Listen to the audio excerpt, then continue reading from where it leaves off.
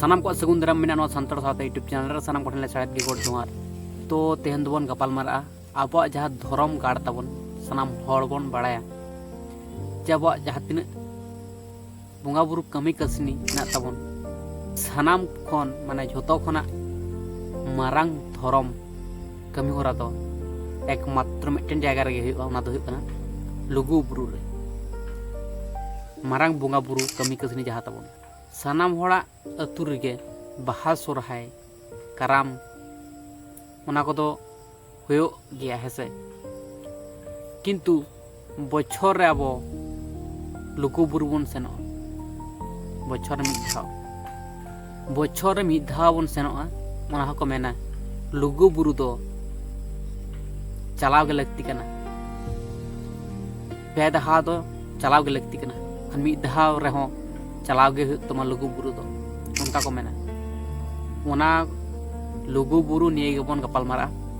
तो चलो जास्ती मिलम करते वीडियो स्टार्ट कर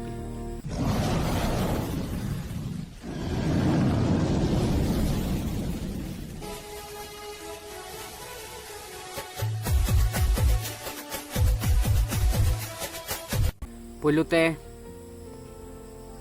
बास्के बाबू चेक को मेहनत तबना ओना को वीडियो कटी बन नेल का लगे तारपर बन गपाल मारा दो। तो गाते को होला मंदिर को मिटे पोस्टर चर्चा रे में जहां पर बड़ा गया इदी कते वीडियो बना हुई कना जे लुगु बुरु रे दिक्कु पेड़ा अकोय नेता के को जहां दो हुईना विधायक जयराम महतो साथे गिरिडि रेन सांसद प्रकाश चौधरी साथे अडी आमागान दिक्कु पेड़ा मेना को उनको को अकोय नेता के को लुगु बुरु धरम गाड़ रे नो अडी मरंग सवाल कना आर नित हुईते अडी आमागान होड़ हा जनी औरी को बुझामा जे ओंडे अकोय नेता के को आर बात सच्चाई है क्योंकि जिला प्रशासन हम लोग के बिना कंसेप्ट लिए वो एक इनवाइट कार्ड बनाया था। वो इनवाइट कार्ड किसी तरह से मैंने हम लोग को मिला, उसमें हम लोग देखे, उसमें वो दोनों का भी नाम था, माननीय संसद महोदय सीपी चौधरी का और माननीय डुमरी विधायक जयराम महतो का। तो ये दोनों महतो समुदाय से हैं और ये लोग जो अभी कुर्मी समुदाय और आदिवासियों के बीच में जो खाई पैदा कर दिया है, इसलिए हम लोगों ने कड़ा विरोध किया है और उन दोनों को हम लोग इस मंच में नहीं आने देंगे, क्योंकि उनके चलते अभी पूरा झारखंड में हलचल मचा हुआ है। आदिवासियों और कुर्मियों के बीच में खाई पैदा कर दिया है। तो इसलिए उस तरह के नेता को यहाँ इस धार्मिक मंच में, कोई यहाँ पॉलिटिकल अखड़ा या राजनीतिक मंच नहीं है, इसलिए यहाँ ये आदिवासी संतालियों का ये धार्मिक धरोहर है। इस धार्मिक धरोहर में उस तरह का नेता को आने का कोई अलाव नहीं है। क्या नेताओं से भी कोई आप लोग अपील किए हैं कि वो लोग ना आए? जी हाँ, ये जिला प्रशासन को हम लोग लिखित रूप में हम लोग दे दिया है। वो दोनों का हम लोग लिखित रूप में जिला प्रशासन को दे दिया है कि वो दोनों को हम लोग इस मंच में नहीं आने देंगे, आने का इजाज़त नहीं मिलेगा। और यदि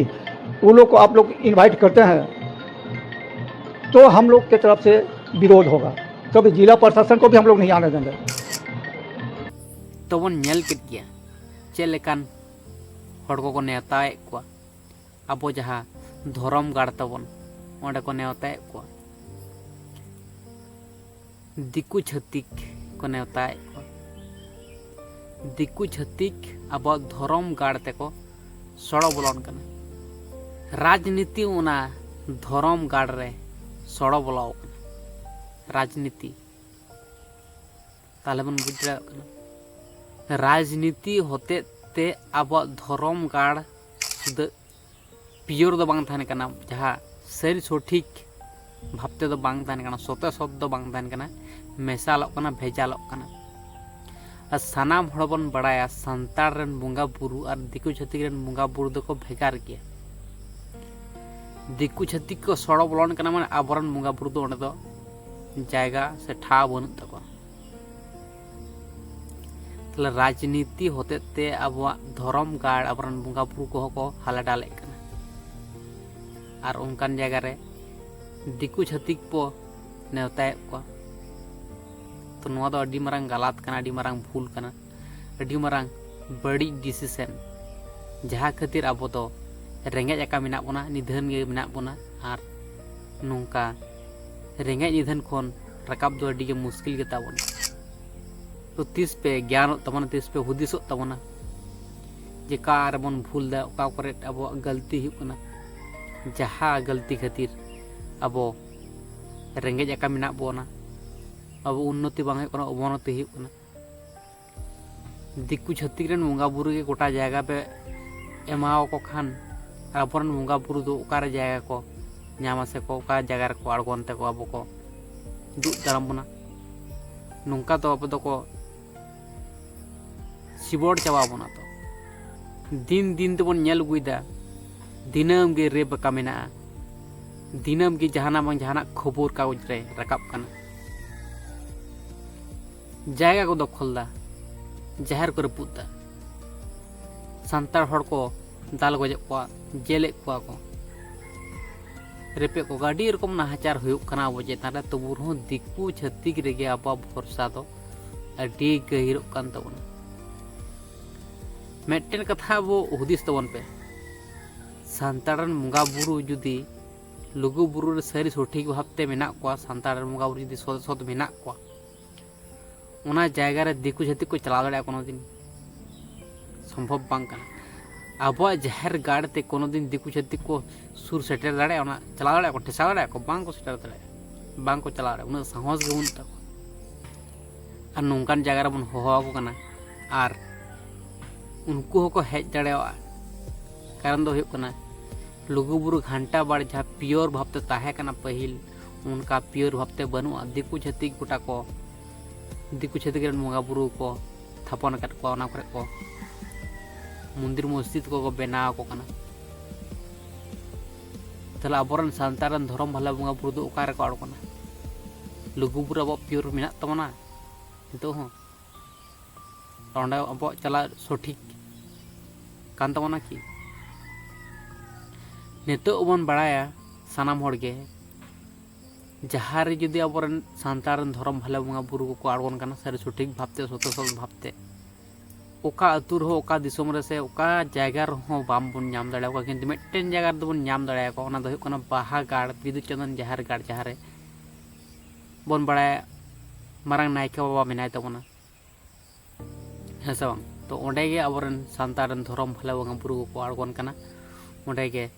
सानाम लेकान सांतार को दुख मुहिम खुन को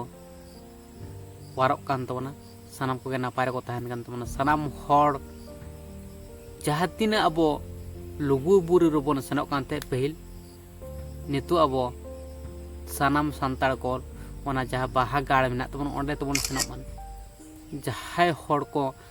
सरी सत भाले उहर रान हड़ को जहाँ नापाय चिंता भावना करते चला कान तबना चे ᱤᱧᱟᱹᱜ ᱱᱚᱣᱟ ᱨᱳᱜᱽ ᱟᱡᱟᱨ ᱢᱮᱱᱟᱜ ᱛᱤᱧᱟᱹ ᱠᱟᱹᱴᱤᱡ ᱤᱧ